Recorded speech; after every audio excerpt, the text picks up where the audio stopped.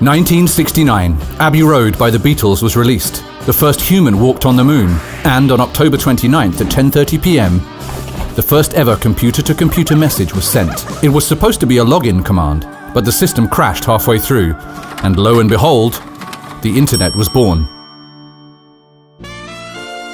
In the 70s, email became an established means of communication, and the first PCs with their dial-up modems kick-started new industries. Of course, methods of abusing these same technologies also began to develop. The first computer worm, called Creeper, paved the way for more complex and elaborate schemes. In the 80s, the internet momentum grew as more and more countries were logging on. Increasing connectivity meant that viruses began to spread, and Brain in 1986 was responsible for the first truly global outbreak. This in turn created a demand for computer security, and in 1988, Trendmicro was founded.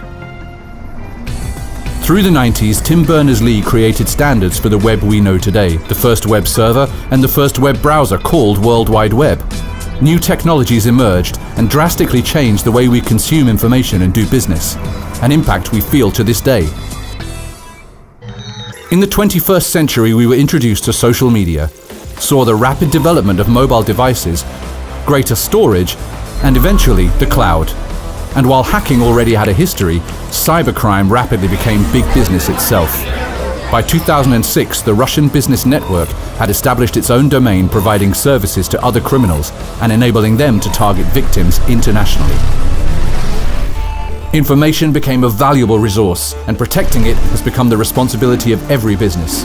Massive data breaches, ransomware attacks, and most recently the Cambridge Analytica scandal have shown how dependent on information and how vulnerable we are. But with all its strengths and weaknesses, the internet has become a powerful tool that shapes our lives, the course of history, and the way we do business. With 4.4 billion users and still growing, the internet is here to stay. Find ways to stay safe online by visiting www.trendmicro.com.